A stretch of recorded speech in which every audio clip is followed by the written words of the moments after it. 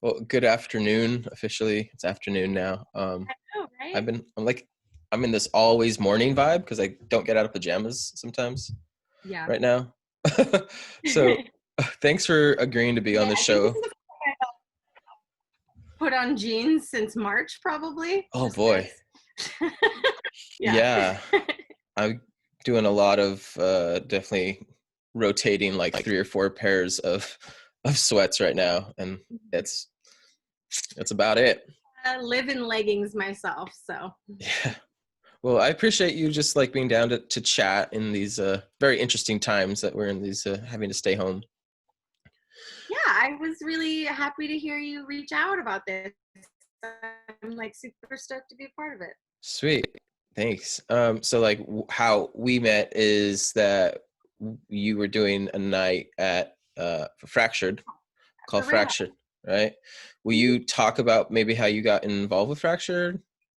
Yeah, absolutely. Well, I've loved electronic music since I was probably like 15. I've been throwing parties since I was 18, Cool. and I eventually got like into breakbeats. I don't know. I liked drum and bass back in the day, gabber, some jungle, but I never really found breaks itself. It wasn't really like a genre that was prominent for a long time, Hmm. until I came to Portland and Seattle. And I met Dot through Vise and all those guys back in the day, and we remained friends, remained in contact. And a couple years ago, 2 or 3 years ago, he hit me up and was seeing that I was attending the Fractured events here in Portland.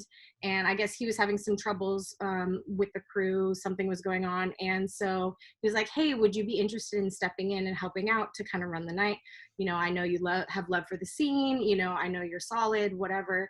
And I'm like, absolutely. Like I've never really considered myself a promoter per se, but I've just like always been down to like help out. Like I'll run parking, I'll run front gate, like whatever you guys need me to do. I'll like, oh, you need me to take this cord to that DJ? Okay, whatever, I'll carry the records, back when we had Yeah. to carry records.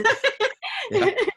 So I was like, absolutely, of course I want to do that. So yeah, at first I was like, how much of this is going to take my time? Like, how much do you really need from me? But I had a solid enough crew with Josh and Rob, and they just are like right there with me. And then Kate, I've known, gosh, since 2010, when I got in with Ernest, DJ Wiggles, back in the day. Oh, And shout out Ernest. right, I Super, love you. super dope DJ. He's one of the first people who ever like booked me as a vocalist in the electronic music scene. And Kate was the first party I ever got paid for as a singer, like way back in the day. So I was like, I have to bring Kate on with me too. So she's like my right hand and everything. And we've had some pretty good success with Rail House. It took us a while to find land a good venue. We had the same type of vibe. And now that we're at Rail House, it's been from there. Absolutely. The shout out to Joel, who is an awesome human being and now a really good friend of mine. And Yeah, so happy to have him a part of the scene. he is him and his wife Carissa, shout out to her too, are just like superstar gems in the community that are like an example of how a business owner can be a partner Mhm. with musicians and Yeah, how that partnership could benefit off one another. absolutely. One of the things that really stands out in my mind is, we don't always have a success every single month, that comes with promoting. And even on rough nights, when things came up, I could always talk to Joel. I remember one time he was even out of town, and he's like, I can't really talk to you right now, but I hear you. And as soon as I get back in town, let's sit down. And we figured it out to where it mutually benefited both of us on slow nights, and Hmm. wasn't causing like issues with the bartenders. Nobody was fighting for money at the door. And I've really never experienced that ever, Yeah. with a motor venue owner relationship. Usually it's like you're paying the owner, you're making money for the owner, and there's always this kind of like competitive thing that happens, and I don't understand it because we're like all on the same team, but whatever. But Joel's not like that at all. He's like, wants to be a part of the scene. He wants to like promote everybody and like get shows going and like be a part of it. Really, it's really awesome. He understands like what I think what the grind is, just opening his own bar and already being familiar with dance music and knowing a few people already in it, I think just really helps solidify him as a really good partner in the city. Yeah. And there's probably a ton of more people in the city that have other venues. Unfortunately, I don't know too many others at the moment. Other the shout out Paul at Nightlight, who's also another good partner. These are all venues right now. It's like in the current times that like are on thin edge of being lost, and there's a lot of Save Our Stages is like a big thing right now. Yeah. But I don't want to take too much like light away from a lot of like the current situation that's going on right now that I think that we could all use our platform for. Absolutely. I heard you started like really young and like attending parties, helping out. And it reminds me a lot of like how I was a part of my community back in New Mexico. It was just like, I'll do something just so I could like be involved. And it's a good feeling to have that network.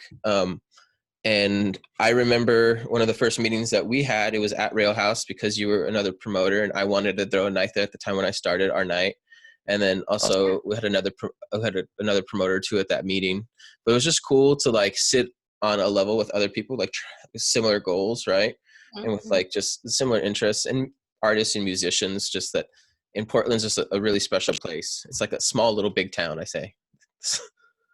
Yeah, absolutely. It's got small town feel with big city vibes, I really love that about that. My hometown's Boise. We're the gem state. I always talk about there. It's full of gems, like great beer, music scene, people, and and so like it's a very similar vibe to that. It's really really family oriented, really community oriented. I can be a little cliquish, like any scene can be, of course, but it's really that hometown, like everybody's in it together kind of vibe. And that's what I love about Portland. I love Seattle too. I tried to live there, it just didn't work out for me, but I fell in love with this city, and I love the vibe and community it has here for sure. Kit, that's awesome.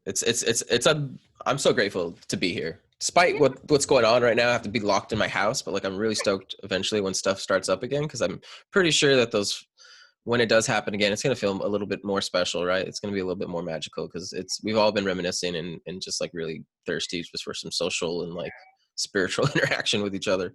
Oh yeah, my memories section on Facebook is killing me right now, especially because all the summer photos come through and all like festival vibes. Yeah. Last year by this time we had already thrown like 2 patio parties and like a rooftop party. And I'm really thankful for this time though in a sense too, because I have a new daughter and it's just it's been pretty cool. I didn't know that. Yeah, she's now almost 4 months. Yeah. It's fun. It's a blessing in disguise, It's different because if you go outside you gotta like avoid people, which is kind of strange.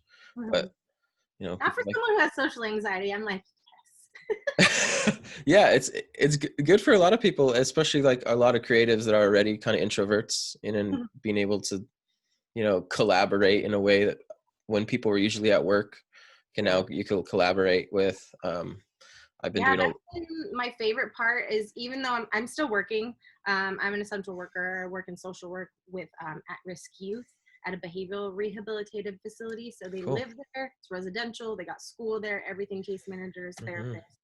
So I'm still fully working in all of this. But in my downtime, I have been able to like connect with people, like my guitarist / arranger / producer Carlos Lima. I love you. Shout out to Carlos. Shout out Carlos. Yeah, in his downtime, he's been helping me put together my album, and it's been so amazing to just like find these little slivers of time here and there and just make it happen. It's been great. You talk about being a vocalist, and that's I believe, if I'm not mistaken, that's like your main artistry, but you are definitely a jack of all trades, if I'm not mistaken, as well. Yes. I would say I wear many hats as an entertainer. Most recently with Fractured, obviously. It started up in Seattle with Dot, and now it's in like 12 different cities. So now I finally can say, like, I consider myself a promoter for the first time, though I have helped throw many parties, even here in Portland back in like, gosh, I want to see 2003. We did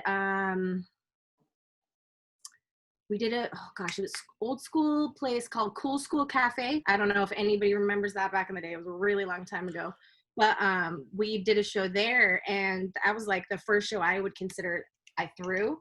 But yeah, no, I would just, besides the last couple of years, you know, producing my album, singing, dancing, modeling, acting, you know, and now I can add promoter to my resume. It's kind of crazy, Cool. but you know, overall, I would say like performance recording artist first, and then, you know, everything else. So How has like technology helped, like how, because you've obviously been an artist for quite some time and been singing for some time.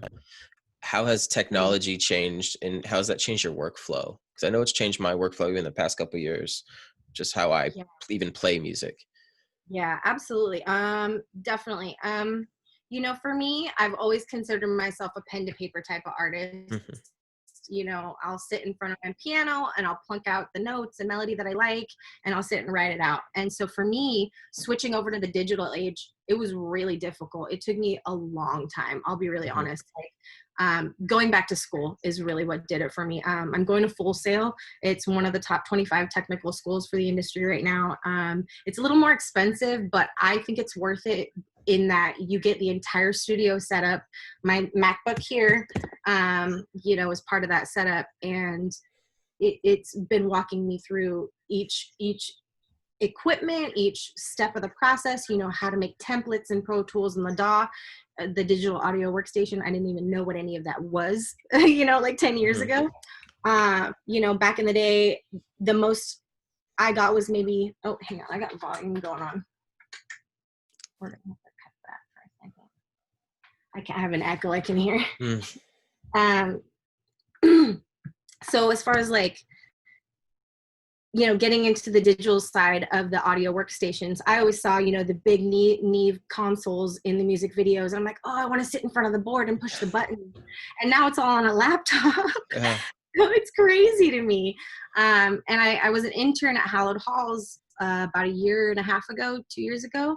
And I got to play with the controller and kind of see how that goes. And really everything that's in the laptop is modeled after hardware that's in the studio, and they even model it to look the same as the studio. So it's really, you know, it's a lot easier now, I would say. Probably 10 years ago, while people were still kind of figuring it out, and it wasn't as smooth, I probably would have struggled a lot more. So I mean, it's a blessing and a curse that I waited as long as I did Mhm. to go back to school, but I'm grateful I did, because you know, it's different. It's really For different, sure. you know. For sure. Um, Thinking it back to when you just like maybe came, like when you just started coming into the music and going out and being attracted to, you know, you said breaks. Uh-huh. Do you remember like maybe one specific party that you went to that maybe like changed it? Or maybe an example of one, because I know a few people have given examples on the show of like a very specific night, or, you know, a very specific friend that brought them something of that matter. Well, for me, probably, I'm gonna look at my little notes here. um, most memorable is probably going to be Aesthetic Evolution. The first one I went to, it's an outdoor festival in Boise in Twin Springs. The first one I probably went to in 2007, I think, and it's the first festival I went to, the first outdoor I'd ever been to, and it was all run by people locally, and it originally started as just like a camp out that they brought speakers to, Hmm. and it evolved over 10 years to be this epic event, you know, 3 different stages, international DJs and producers, and you know, they had to cap it at like 1,000 people. Like, they couldn't, in the space that they were holding it, it's from what I've been told, it's an ancient Indian ceremonial grounds. It's on a plateau above the hot springs, and they wanted to keep it in that area for that reason. And so we had to cap it at like 1,000 attendees, and I think it was like 2,800 or something like that total with the crew. But yeah, it blew my freaking mind. I was like, wait, this is real life? This can be life? Like, That's and so of course I festivals forever, Burning Man, everything you can go to. I definitely miss like being out in the woods and like being lost and turning off the car and like listening, like you got the directions wrong or someone messed something up on the map point, or just like there was always some dick that went to the party that would like move the map point marker, and there'd be like a grip of people Mhm. that come in 6 hours late in the middle of the dark, like we don't have lights, Time we just to have fall flashlights. down. Yeah, you follow the glow stick. Oh Yeah, man. that one is probably the most memorable. My first party though was pretty epic too. I definitely have to mention that one. My first party was at a little warehouse party in Boise. Gosh, I want to say 98. I was 15, and it was an all-female DJ lineup. And I was just like, I didn't even know what I was getting into, let alone how big of a deal that was. And I remember, I think it was Anitra, Venus Flytrap. She's a drum and bass DJ. I think she was originally out of Seattle or Boise and then moved to Seattle. I don't know. But shout out to Anitra. If you're still doing it, like, girl, you definitely influenced me getting into the broken beat side of things. And then another DJ who was just amazing, Brooke Wood. Shout out to old school Lady Luke. Brooke Wood, I love you so much. She's still a powerhouse in the scene in Boise. Definitely killing it. They were both, I just remember walking in and these powerful females were commanding this audience, and I was just like, what is this?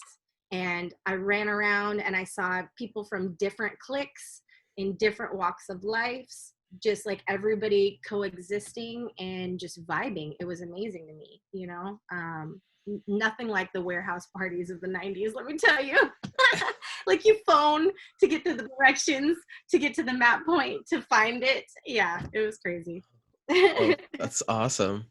Um, Man, did you have like a particular someone as a singer and as a vocalist, like as a mentor that you were able to ask questions to and just like be completely open and honest with?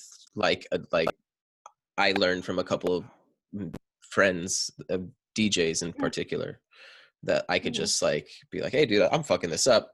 I just there's very few people that I was able to go to, and I'm definitely like very grateful for like the few that I could count on, like one hand. Yeah, that's so valuable, really. Just I've always been told to like find a mentor, and I think they kind of find you when you're ready to meet them. Honestly, I remember it was one of the aesthetics that I went to. I can't remember which one, honestly, at this point. I'd have to go look at old photos, but I met Haley Smith. Shout out to Haley. She used to go by the artist name Odyssey. Okay. She's a electronic music vocalist, and she has probably been one of the hugest inspirations to me, and somebody that I Mhm. like call regularly. I'm like, hey, this is going on. What do I do? And she's always really been there for me. She's modeled, like I said, she's toured around the world with the band, and she's getting into the production side of things. We Make Noise, if you guys want to check it out on Instagram or anything like that. She's getting into productions. It's really ethereal, kind of psychedelic. I love it. It's like distorted guitars and like effects on vocals. It's really amazing what she's doing right now. So as far as like that artist production side, Mhm. that would be her. And then for the promoter side, I would probably have to say Mindy Crispin. She's been really great. She's the Seattle promoter for Fractured. She runs the Seattle chapter since Dot went down to Oakland. And she's just really been somebody that I can count on, whatever comes up with promotion, with the venues, with the DJs. I'm like, hey, do you have time right now? And she, even if she doesn't right then, she'll always make time to like reconnect with me and make sure like to hold that space for me. And it's been such a blessing because Dot is crazy busy all the time. I love you, Doc, but you're really hard to get a hold of. So it's like she's more like on call there when I need her kind of thing, and then he's more like big picture stuff, like, hey, this is going on with the branch. What do we do? You know, how do we move forward? And then he'll fly in and we'll have a meeting. That's awesome. Do you currently have some like music up that you can share with the people, like listening, Yeah, like your links and all that? I'll definitely put them on the channel at the end, but if you have a quick shout out to like where they could find you. for sure. If you go to YouTube and type in vocalist Alexa Music, you'll find my YouTube channel. It's going to have all my recent music videos, whether it be like me singing in my bedroom or open mic or, you know, karaoke or whatever. As far as my album, that's not quite done yet. I'm mastering the first 2 tracks this week, actually tomorrow. I'm not gonna lie, I'm really excited. How exciting. Yeah, I'm like recording later today too. So this is like a really exciting week for me. Nice. Today with you, and then I've got recording later with the other Carlos, my other Carlos. And then mastering with Justin Phelps from Hallowed Halls. He's going to help me master my album. So other than that, SoundCloud, I've got some old electronic stuff from, gosh, I want to say probably 2010. But not anything recent up there. Soon though, very, very soon. Stay tuned. Probably by the end of summer, I'll have at least a single released. Awesome. Yeah. Yeah. That's very exciting. As someone who hopes to be there one day, I feel like, you know, sometimes I get lost in like this like the everlasting cat scratch on the pole. I'm not getting higher sometimes, but it'll get there. It'll get there. Definitely focus on being daddy right now and all that good stuff, but all in good time. Yeah. I kind of like I don't know, I like to make these interviews like super fun and be off brand too. So it's like dogs or cats? Cats, probably cats. Although I feel like there are some dogs that I get along with, just overall in general, they're a little much for me. Okay. So. Like they're like the energy? Yeah, it's just like I'm more of like give you anxiety. Yeah, a little bit. No, I get it. Yeah, I get it. Sure. I think cats are about the same speed as me. They're like, when I feel like it. For sure. Just like not too many, right? Yeah. Like 1 or 3. Cats or cats? Yeah, maybe like 2. Okay, that's a good number. Okay. That'd be cool too. Maybe 3 if it's like really special. I grew up with a really troubled childhood. My neighbor fed the feral cats in the neighborhood. Literally hundreds upon hundreds of cats would invade my backyard as a little child. So like, I just remember like these scenes from like an apocalyptic movie of cats. You have a little PTSD, that? A little bit, yeah. So this is for everyone watching, why you ever hear me have a little bit of animosity towards kittens and cats. I love small furry creatures, and my neighbor cat, Joey, the coolest dude in the world. He comes in my front door and he leaves me a bird like once a week at least. Oh, he'll sit there with a dead bird. He's like, "Look what I brought you." And I'm like, "Yes." He means well, you know. He means well. Oh my god! Yeah, it's how they show love. For sure. Give me 2 seconds. Give me 2 seconds. I gotta plug in. I just realized. Oh yeah, you don't want to die there. No. Battery is necessary. Yes, I'm a professional. I swear. Do you have a painting there behind you that you work? Is that you? Yeah, that's me. Nice. Kind of why I wanted to put it in the shot. I'm just like an artist all the way around, and I've been working on this painting. I had a dream about a totem pole. Nice. And so I want to paint. I'm so huge. You know that what my day job is, right? I don't. I'm an art teacher. Oh yeah. So yeah. Telling me about like working with your students and in I think the music capacity, but I didn't know about that stuff too. That's awesome. Yeah. Well, my title is visual arts teacher, but we do everything from music to clay to painting to all that stuff. shout out to all the other teachers out there and educators who are doing God's work. We just got through what's called distance learning. And for those parents out there who had your children at home on the computer and you're trying to become teachers all of a sudden, you guys did a great job and you're doing a great job. Don't stress out. If you need to take a break, just take a break. Yeah. We do it in the classroom. You just sit down, take a break, whether the break's a week or, an hour. Sometimes it's okay just to step away, so yeah. just take a little break. Even taking a change of scenery and going outside. Sometimes me and clients will work on homework packets outside because they have packets they have to be turning in too, Yeah, one of my homework assignments I made over this time was really nice and warm out for one of those spring days. Well, hopefully we'll get back. Is we made like earth mandalas, and you take a picture of it 2D, but they went and grabbed all the leaves and stuff out of their yard or what they could. One girl couldn't go outside, so she used her Barbies or whatever, so we did what we could, for sure. The music side is pretty magical for sure. Yeah, that's really cool. I love that you do that. I think that's such an inspiration. I think if in another life of mine, I probably would have been a teacher, got into that myself. On the music side of things also.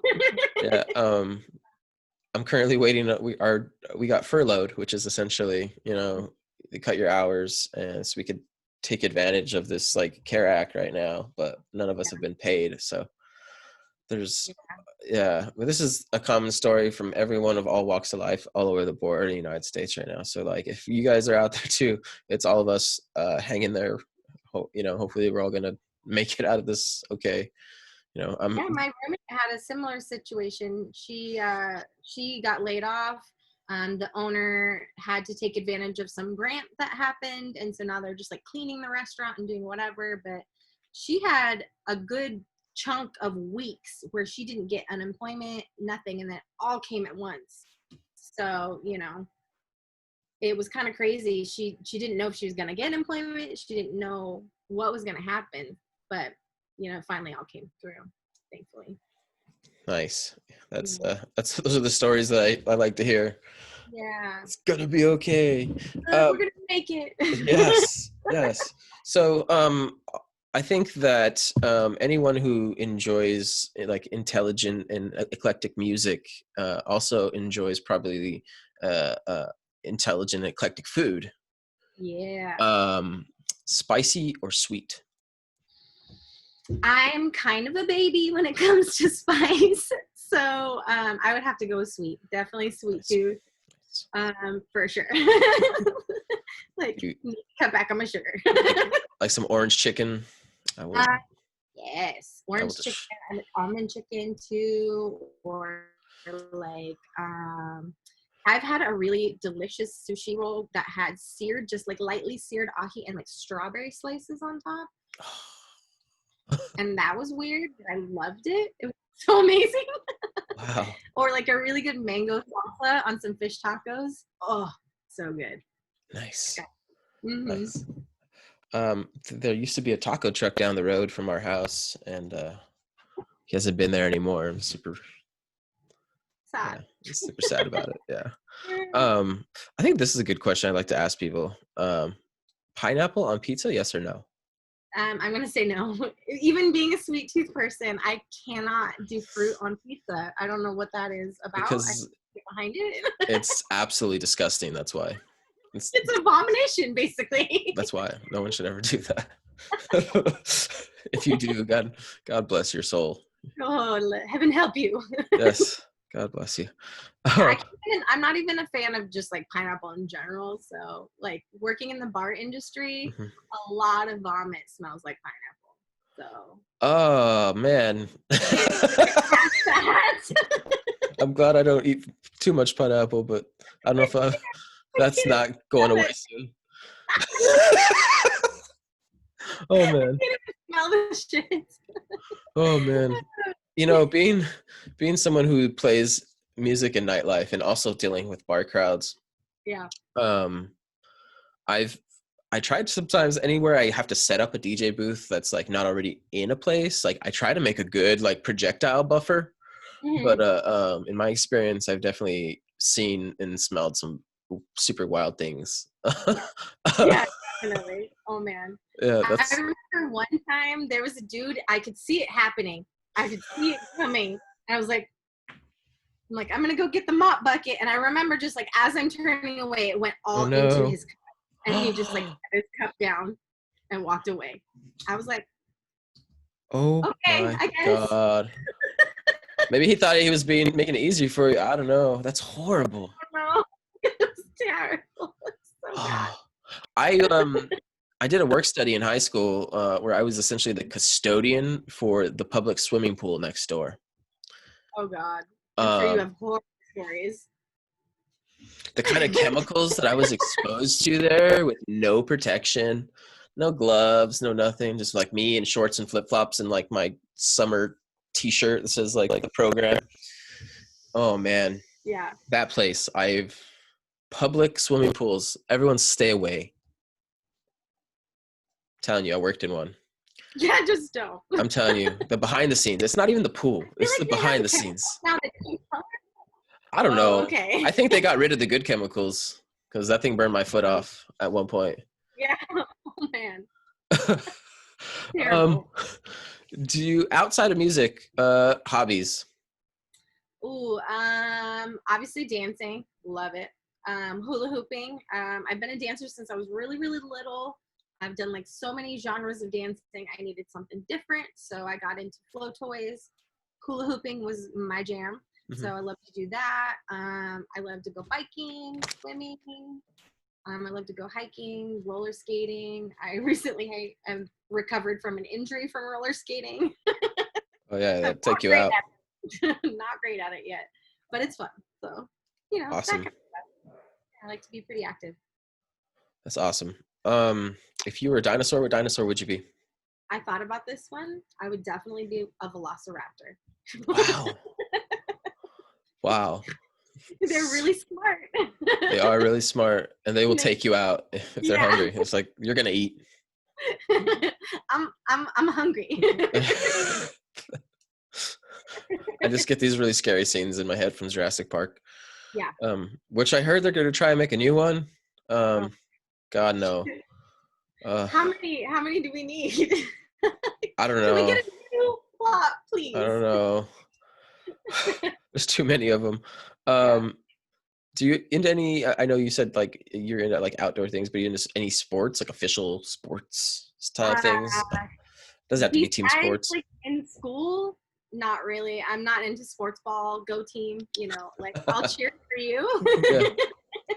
But honestly, like I played volleyball, and I Huh. really enjoyed that in school. And I played basketball, which I was not good at. Yeah. But yeah, that was pretty much about it. I dance and music all the way, all the way. Oh, nice. Yeah, I wasn't really ever good at sports and never really too interested, but in college I did intramural sports, and that's exactly how I met my wife because she did high school like hardcore volleyball, and I joined in. I did softball too. So that was Nice, fun. nice. About That's a that. good one. That's a Yeah. good one. Yeah, I remember I was wearing a candy bracelet, and she was like made fun of me. Yeah, Oh, so that's our funny like meet story yeah, your meet cute. in volleyball class in intramural sports. um, Love that. or it's great. Do you garden at all? I got my little indoor plants. Okay. Um, I love my indoor plants. I don't really have a space. I don't have a yard or anything right now for that, unfortunately. So I've got a lot of air plants. I've got cactus. I've got succulents. I have one fern right now and a lot of bamboo. A couple palms. A couple spider plants. It's like a collection of me and my roommate's plants, though. So I've just been like plant sitting hers with mine. Hell While yeah. she's hanging out. She's been quarantining with her bow, so Okay. I've got like my own mini quarantine going on over So here. that's cool. Yeah, Some solo vibes for a while. It's yeah, nice to. I've definitely, even though it's just me and my wife, it feels very solo. Even though it's just us, like we feel like one entity, just all the time. But like the gardening or just like being alone in my yard, what's how small it already is. It's just like nice to like see the grass grow. How silly that sounds, but it's the little things right now, man. yeah, Seriously. For sure. Well, I really appreciate you talking to me, and do you have any other shout outs or like anything coming up with the album, or anything else you want to share? Because we got a pretty good listener squad right now. It's getting bigger. Well, I mean, I definitely would say keep an eye on my YouTube channel and my music page on Facebook. A couple years ago, I did a mini premiere at a show, and I worked with oh gosh, what's her name? Marie Karen Capo Marie. No, oh my gosh, I'm gonna butcher this. I'm terrible. Let me think about it. Karen Marie Capo. Edit out the rest of that. Karen Marie Capo is a vocalist here in Portland who did a show with me a couple years ago, and we premiered an interview that I did for AMA Global.